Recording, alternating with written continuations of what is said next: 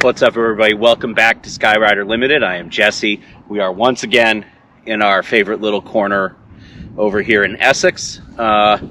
Today is going to be another kite bag tour, and it's a day of extremes.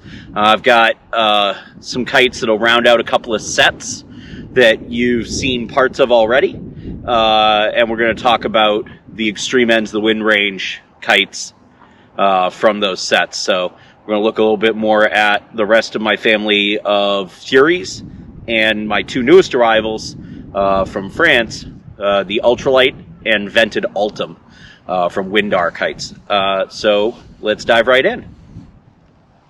So you have seen the standard and the vent version of this kite. Meet the super vented Fury. So when I had the opportunity to get my Fury, I had the opportunity to choose sort of from the menu, and I chose one of each of the full-size team versions of the kite. This one is done in the extinct Icarus color plum, which is another one of my favorites. Like its normal vent version, we have that back brace line that you can see through the vents here that keeps it from loading up with pull too much.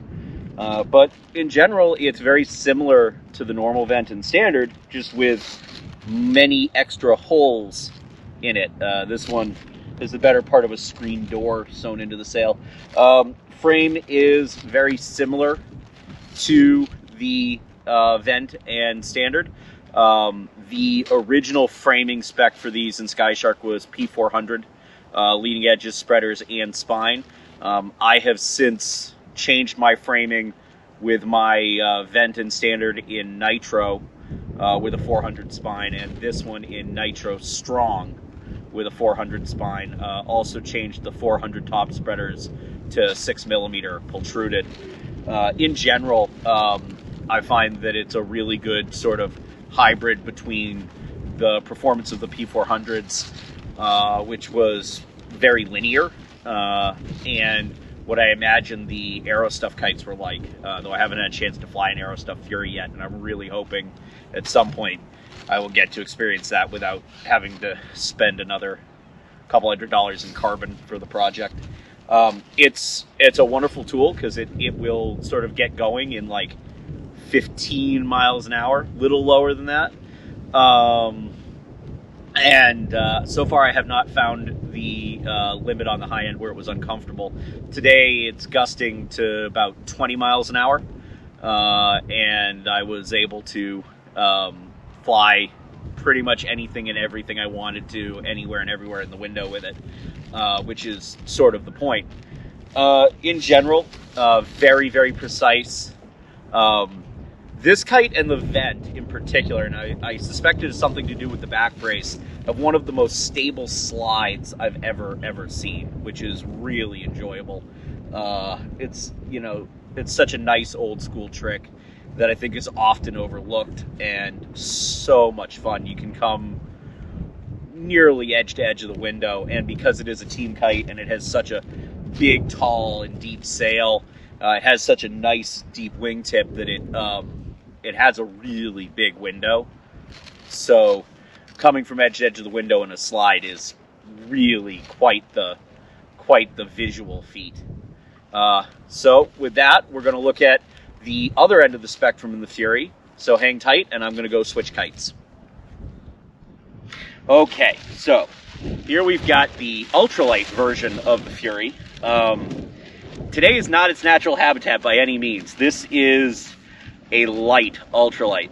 For the size of the kite at 2.6 meters wingspan, it's framed in SkyShark 2P upper spreaders and leading edge with 3 PT lowers, and I believe a 100 spine, might be a 200 spine, forget which. Very light. Very, very impressive, useful tool. It powers up so low, but it will run up to 12 without feeling like it's about to explode, which is a very useful trait for an ultralight. Good overlap in each step, particularly in a team kite, is a really valuable tool. This one's in sky blue. Again, big, deep sail, big, deep wingtips, super tall. Again, you can see I'm about 5'8", so you can see well above my waist here. Just a big, big kite and makes a big impact in the sky. Similar traits to the rest of the family. This one, aside from playing with the weighting package, just to sort of make it power more the way I liked it, I've largely not played with. This and the SUL, once I figured out what I had missed when I built them up the first time, have largely been really reliable, and I didn't feel a need to mess with them too much. One of the nice things about this kite, and I've been told by a few different people, and you know, Carl is out there on the internet, Carl Robertshaw, who designed the kite, could probably speak more on this. He sort of designed it with the intent that people would sort of adjust it to their preference, which is one of the reasons it uses full-length sticks in pretty much every part of the frame except the spine. The other reason being, in a team kite, using full-length sticks means less downtime, much quicker to swap something out if you were to break it in competition, which is what these were meant for, was team competition. So let me go get the third and the last of the Fury family, and we'll take a look at that, and then we'll move on to our new French friends, the Ultims. All right. So the final member of the Fury family here is the SUL. Sort of an interesting note on the Fury family. The Super Vent, Standard, and Ultralight are all the same sail shape, largely the same construction with the exception of the venting.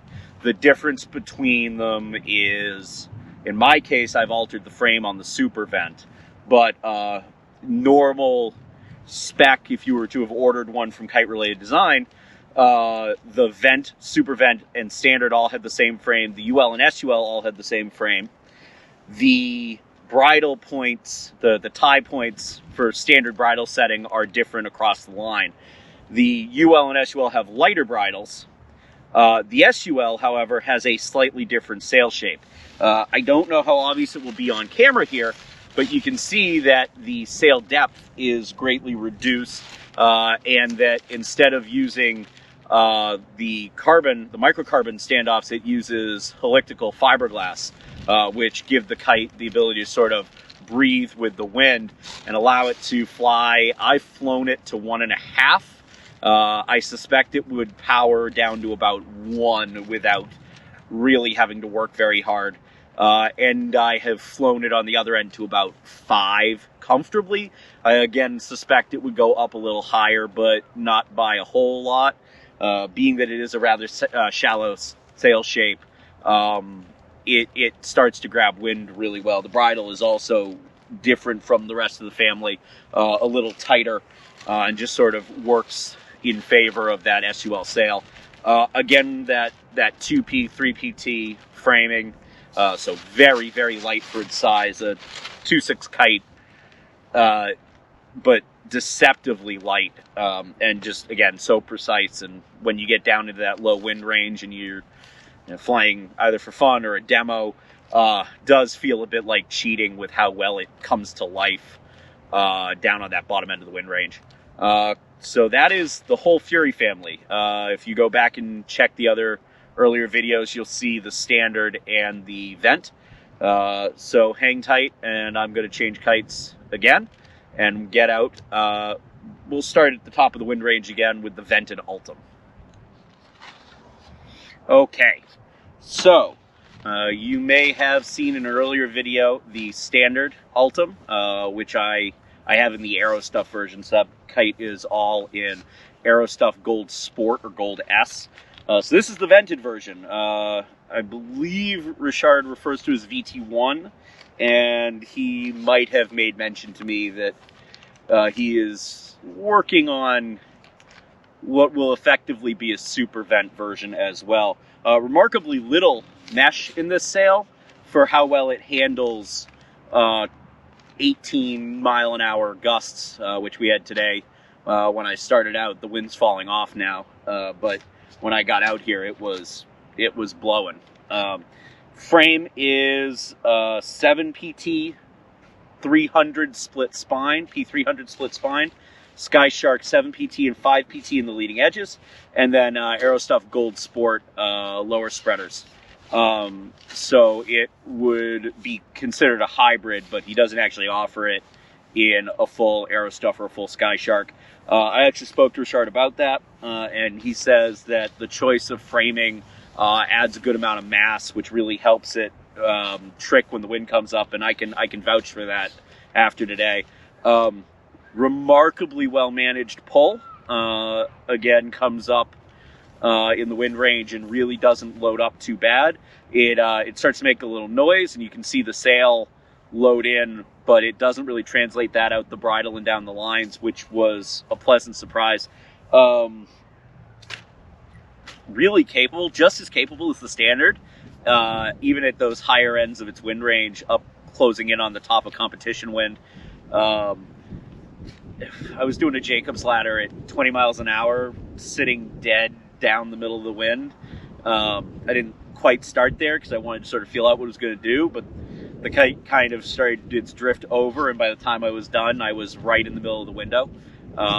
Really impressive stability, and very comfortable, even as the wind is up on the top end of its range. I'm really looking forward to seeing the more vented version of this kite, because this is one of the better vents I've ever flown in terms of a trick-capable vent.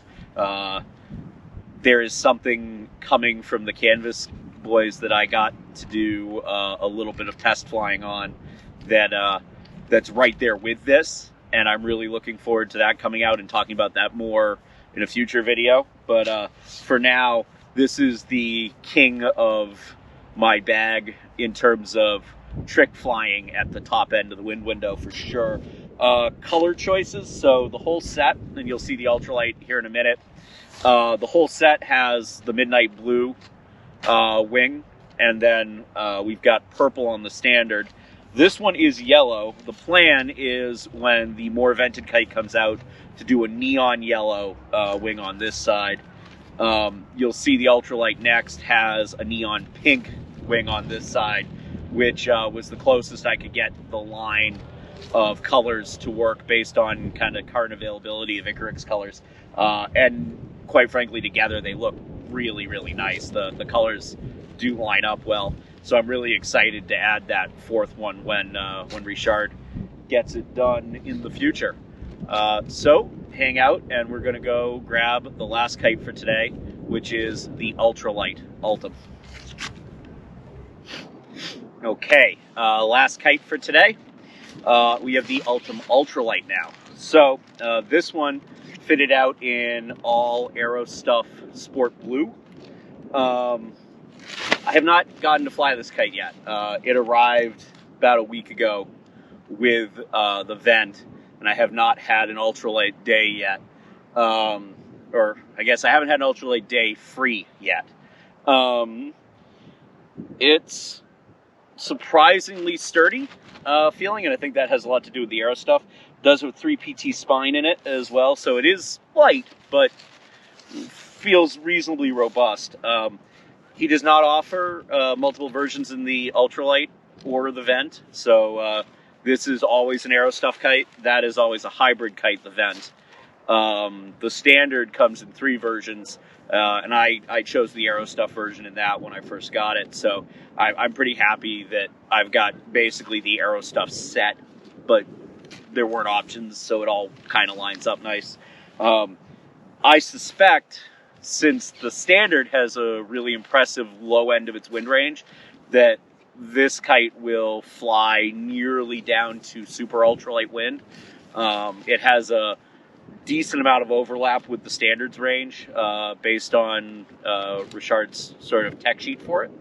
And I am really looking forward to exploring that. It is still got a decent amount of tail weight on it, so I suspect that it'll still be pretty active and willing to do a lot of its trick repertoire at its full wind range, which, again, being that it's 2.3 meter and more or less a ballet kite, I think that makes a lot of sense. And I'm looking forward to sort of seeing just what this thing's all about when I get a Wind Day comparable to its sort of performance envelope. Yeah.